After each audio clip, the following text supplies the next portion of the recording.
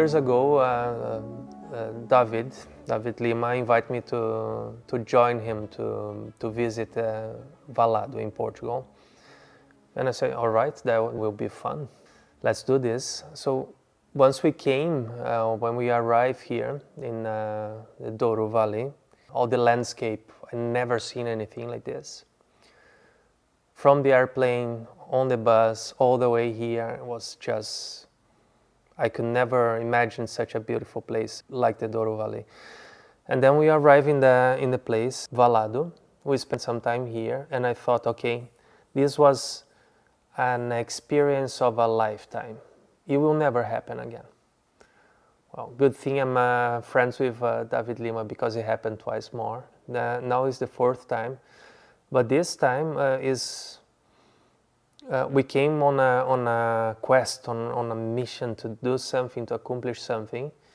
I think 2 years ago, I was here in Douro at Christmas time, and all the time I come up to Porto to visit my family, I try to come up to Douro to get some inspiration for a new year.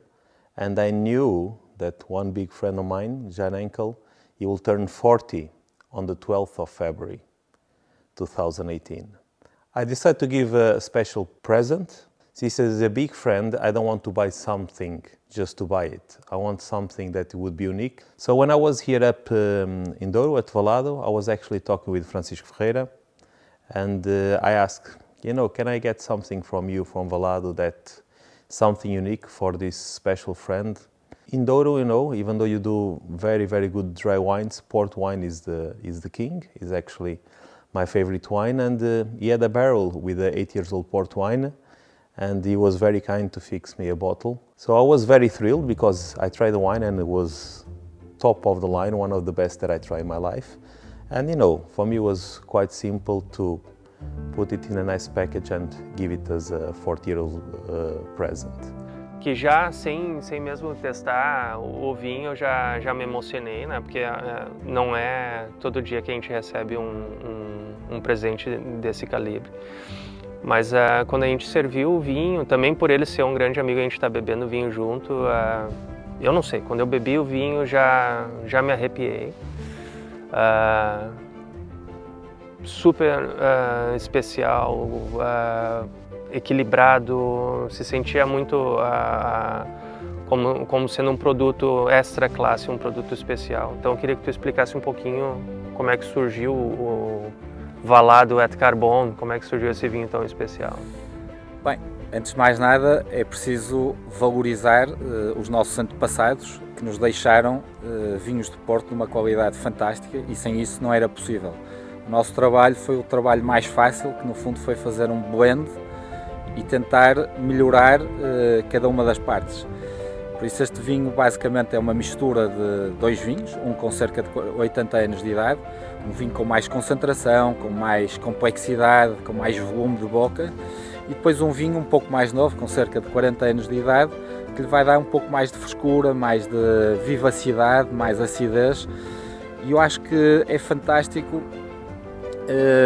ter dois produtos ou dois vinhos, ambos muito bons, mas depois a conjugação de ambos tornar uma coisa ainda mais especial e ainda melhor. E aquilo que disseste é muito importante, porque o que nós queremos, eu acho que estes vinhos do Porto têm esta característica de causar, além de serem grandes vinhos, causar emoção às pessoas. E eu acho que estes vinhos realmente é inacreditável a emoção. Pensar que têm tantos anos de idade, que evoluíram tão bem, que passaram pelas mãos de tantas pessoas e continuarem a evoluir cada vez melhor. E por isso fico muito contente de ter feito este vinho, e acho que vai ser um vinho que vai dar muitas alegrias ao Carbono, à Quinta de Vallado, mas especialmente a quem o beber, porque vai dar, enfim, são vinhos únicos e irrepetíveis. Eu estou extremamente feliz que tinha uma quantidade necessária para a gente apresentar para os nossos clientes no restaurante e eles ter a noção da capacidade de produção de um vinho de extrema qualidade que vocês fazem aqui no Vallado. Só fortalece a nossa amizade, a nossa relação e a oportunidade de apresentar, pelo menos durante um período, esse vinho tão especial para os nossos clientes. Sim, Ah, isso é muito bom.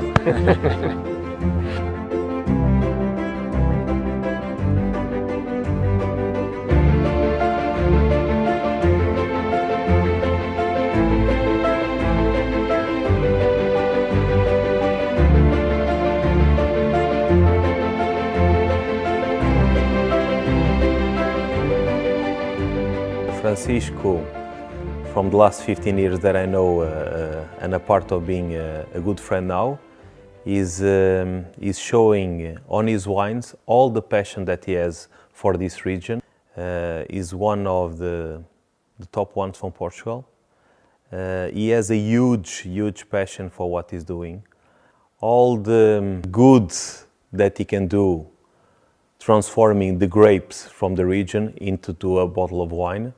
I think through the years, a part of our friendship, I'm really thrilled that how can innovate in terms of wines, in terms of thinking, and taking the Douro Valley to another level. Talking about paying attention to detail, today we just jumped into a Defender Land Rover from 1968, and we drove up to the old vineyard. So there we found vines that are over 100 years old. And Francisco Ferreira, the winemaker here, he was explaining every corner of the vineyard, the exposition to south, north. You know, think about someone that is really knowledgeable about his handcraft and his area, all the things he has to work with. He was on top of everything, you know, like and listening to him talking about each part of the vineyard, which has, by the way, proper names: Vinha da Coroa, Vinha da Granja. So every corner he knows the size of it, how many plants there is. They have GPS control over every single plant.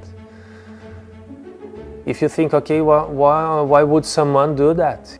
It's almost like taking care of your child, you know, like, and then if you ask someone about your child, you know when he was born, when he lost his first tooth. The man knows everything about every single corner of the vineyard, you know, and this shows how much he cares about it, you know, like, and he reflects on the product. He reflects on the wine that he makes,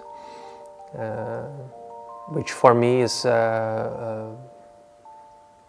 as a customer, as someone that buys the wines from Vallado, is a stamp of quality. I know that every bottle that I'm gonna open we're gonna pour quality in the glass. Speaking about these very old vineyards, they are special. They have many different grape varieties mixed. In the past, they plant these vineyards to make port wine, and something that it's interesting. Most of these old vineyards, they had about 10 to 15% of white varieties, and these vineyards, they were prepared to make tawny port wines with more alcohol, about 20, and at the same time sweet wines. They have probably the right blend in the vineyard, the field blend. Amazing taste, very old port wines that at the same time are so concentrated, so sweet, but so balanced. Restaurant Carbon for me, it's one of the rising stars restaurants in Gothenburg. It's very cool, very relaxed, very easygoing. The staff welcomes you, and of course the high point of the restaurant probably is the material, the ingredients they use. Not only the main ones, but the side ones. I give an example. They can prepare a nice Wagyu, which is almost impossible to do a big mistake, but on the side they can prepare, let's say, a nice mashed potato, and they put so much effort on it that in the end it's on the same level as the Wagyu. So regarding this port wine for Carbon, I'm really happy and thrilled that Jean decided to do it because I know he's very ambitious. I know he wants the best for his restaurant in terms of ingredients. So I know that was missing the piece of the puzzle, and I'm totally sure that this port wine is this piece that's going to fit very well for the high ambitions of the restaurant. And when people leave from there, they have this mind souvenir, this port wine that it will be finished like the cherry on top of the cake of this amazing experience. Well, the Carbon wines are old port wines, so they were not made by me. They were made by my father and people that worked with us. We are very lucky because if we didn't have these outstanding wines that were made in the past, it was impossible to make a so special and unique wine as Carbon. Different generations of your family in a bottle. Of course, it's fantastic also. Okay, Francisco, so we have these two different wines here. If you could explain what we have. Yes, we have a younger wine that is about 40 years old, and then a much older wine with about 80 years old. I think both together it will do a fantastic blend.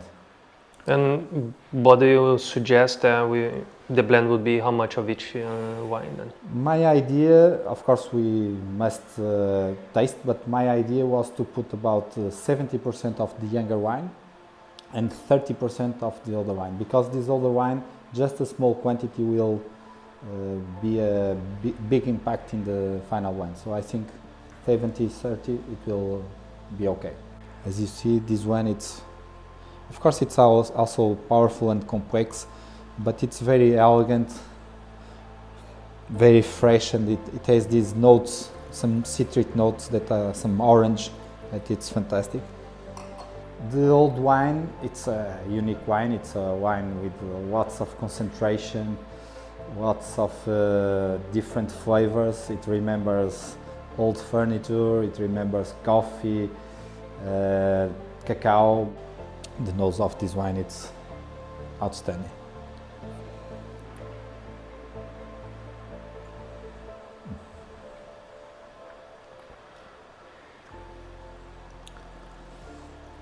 And this is, well, unbelievable. So you were talking about you have more complexity in the older wine, and but we could have more balance if you blend a younger wine that could benefit from what, more acidity maybe? Yes, more freshness, more elegance. The second one, it's an outstanding experience, but I think it's a wine to drink just a little bit. And both together, I think they will be fantastic. And what would you suggest on the blend? How much of each? I was thinking in 70% of the younger wine and 30%. What do you think? I like it a lot, I have to say. I really understand what you're saying, that one complement each other. You can really feel it, the freshness with the blend, comparing to having only the 80 years old. I just think that if we could try maybe a little higher percentage of the old one, maybe if we do 40% instead of 30. Yes, I agree. I think it's... So you can try that? Of course.